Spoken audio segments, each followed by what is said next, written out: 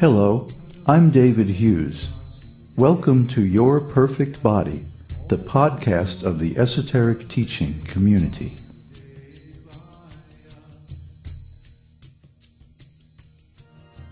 Today's selection is an essay entitled Spiritual Society.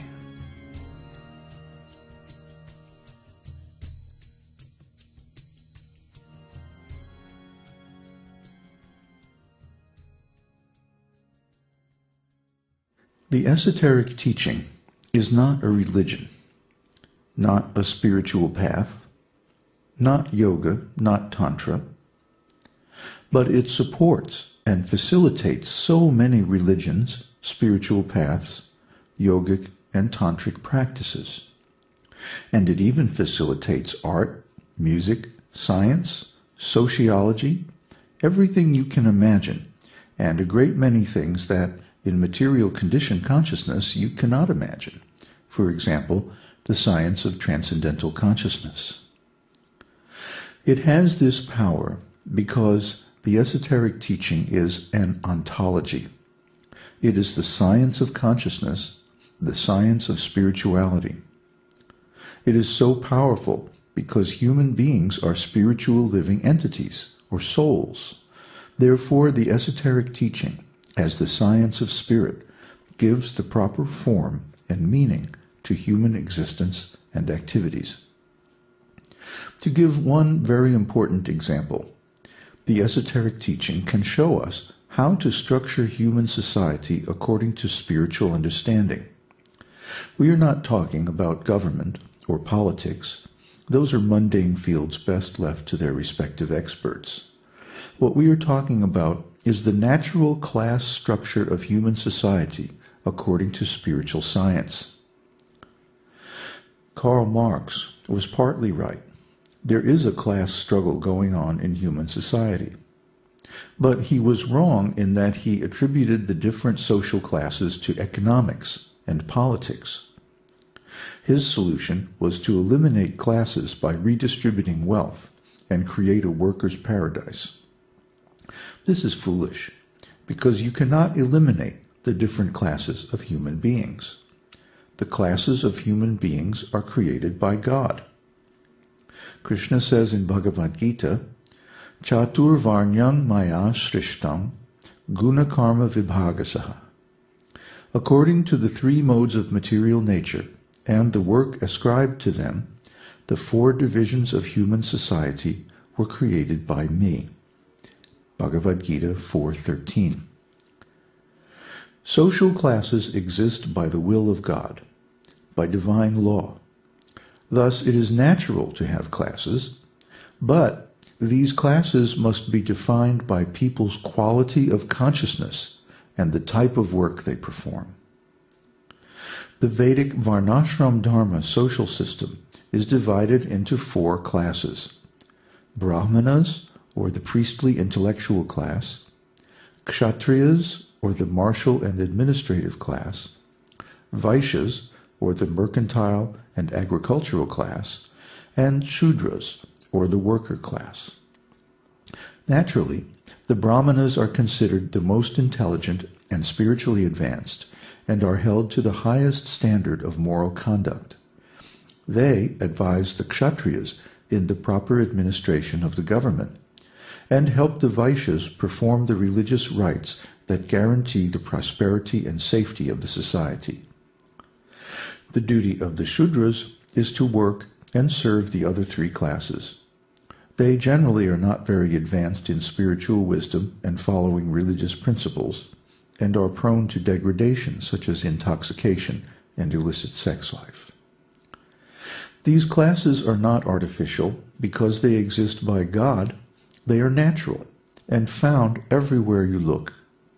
In every country and among every people, these four classes of human beings exist. Some people are giving advice and performing the duties of religion. Some are giving orders and administering the state or political system. Some are engaged in agriculture, trade, and banking.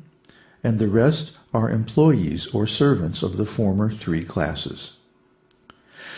Therefore, Vedic society structured according to Varnashram Dharma, is not arbitrary. The social class to which one belongs is determined by objective spiritual tests.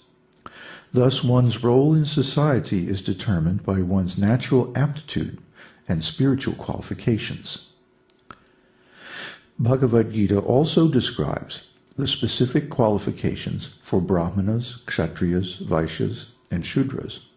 But the key to the entire arrangement of Vedic civilization is that everyone is guided by a superior.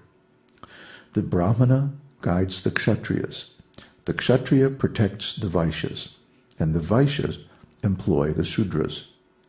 The Brahmanas give spiritual advice and protection to the Kshatriyas, as the Kshatriyas' business is to give legal and martial protection to the citizens.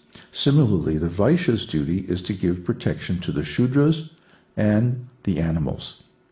Bhagavad Gita 18:44 says, Krishi go raksha vanijyam vaishya karma svabhavajam. Farming, cattle raising, and business are the qualities of work for the Vaishyas. Therefore, Vaishyas should engage themselves in agricultural production and giving protection to the cows. Go Rakshya. Go Rakshya, cow protection, is one of the essential items of state affairs in Vedic society. But now there is no cow protection. The poor cows, they deliver their milk to us, feed us like their own children, and later on they are slaughtered. See how sinful the modern society is. And they still want peace and prosperity, but this is not possible. What they are doing is against the law of God. In the Bible it says, thou shalt not kill. And if you think that only applies to humans, there's another quotation. He who killeth an ox is as he who killeth a man. Therefore, the society must be divided into Brahmana, Kshatriya, Vaishya, Shudra, and they must execute their proper duty. The Brahmanas should be responsible for education, spiritual training, and giving advice according to Vedic spiritual wisdom. The Vaishyas should give protection to the cows, and the Shudras, they should work under the direction of the higher three divisions. The Kshatriyas are responsible for seeing that everyone in the different divisions are properly qualified. In this way, there will be very nice management of human society. Then, as is stated in the Esoteric Teaching, Kamang Vavarsha Parajanyaha. Then nature will help us. If you keep human society properly according to the directions of the Vedas, nature will also help us. Nature will give us sufficient foodstuff. Vavarsha Parjanya Kamam. All the necessities of life will be supplied by nature, simply by proper adjustment of the weather, brishti. Actually, now the whole world is suffering because of climate change. There is scarcity of rain in some places, and in other places, too much rain and violent storms.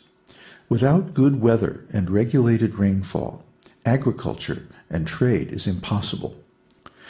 Therefore, during the Vedic era, Kamam Vavarsha Parjanyaha. The clouds showered all the rainfall that people needed, and the earth produced all the necessities of mankind in profusion. And Krishna says, Yagyad bhavati parjanyaha. Bhagavad Gita 3:14. If you want sufficient rain, then you must perform yajna, spiritual sacrifices according to the direction of the Vedas. So these are the indications, the directions of social management of the Vedic system. But at present, it's very difficult to perform yajna. The only yajna is Sankirtan yajna. That's the only yajna that is possible. Yajnai Sankirtana Prayar Yajanti Hi Sumedasaha. In the age of Kali, intelligent persons will perform the congregational chanting of the holy names of the Lord. Now, this is a saying from the Esoteric Teaching.